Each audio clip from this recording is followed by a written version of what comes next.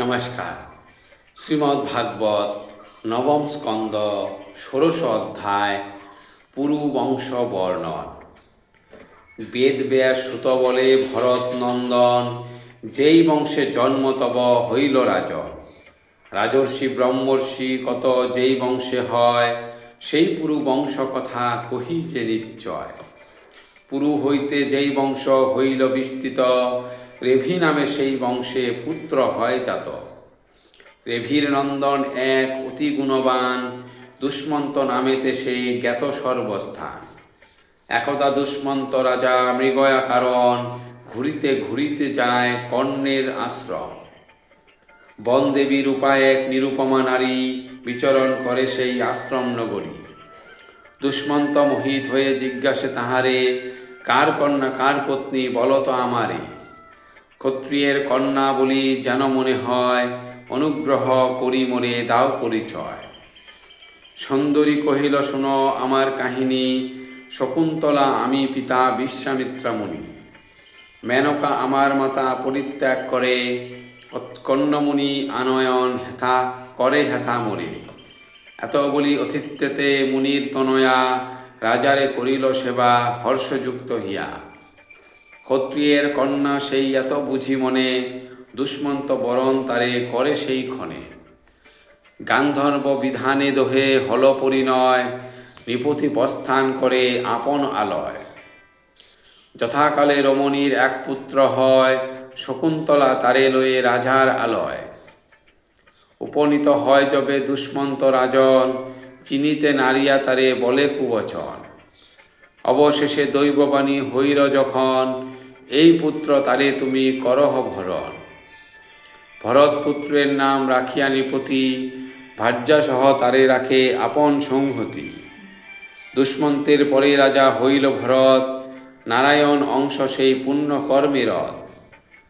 কত শত যজ্ঞ রাজা করিল জীবনে, তার তুল্য কর্ম নাহি পারে কোন জনে। দিগ্বিজয় করে রাজা কত শতবার, কিরাত যবন হুনে করিল সংহার।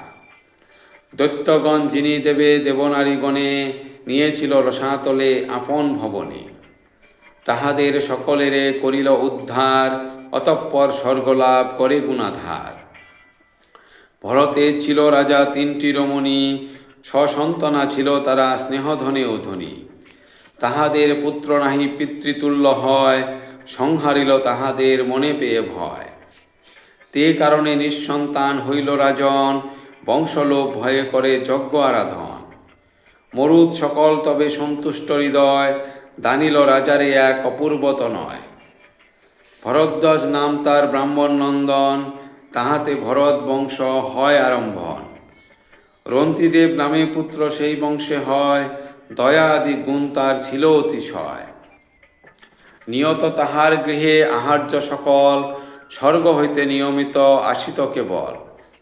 সেই সব দ্রব্য রাজা অতিথি ব্রাহ্মণে, করিতেন দান সদা হর্ষযুক্ত মনে। একদানা আসে কোনো খাদ্য পরিকর, উপবাসে থাকে রাজা সবার গোচর। বাড়ি পান করে 48 দিবস, তবেতে আসিল খাদ্য অন্তরে হরস। কুটুম্বের সহরাজা করিতে ভোজন, বসে যবে আসে তবে অতিথি ব্রাহ্মণ। অতিথি সেবিয়া রাজা করে আয়োজন, পরেতে বসিল নিজে করিতে ভোজন। হেনকালে শূদ্র এক অতিথি বেশেতে, আসিল তথায় ইচ্ছা ভোজন করিতে। অন্ন ভাগ দিয়ে তারে পুণ্যাত্মা নৃপতি, খাইতে বসিল যবে আসিল অতিথি। অনেক কুকুর সঙ্গে সেই শূদ্রজন, পাইল রাজার খাদ্য করিতে ভোজন।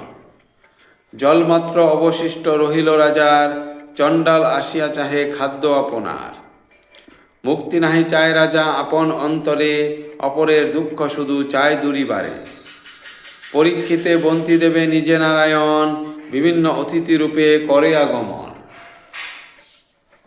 সন্তুষ্ট হইয়া হরি আশীর্বাদ করে, পরলোকে যায় রাজা হরির গোচরে।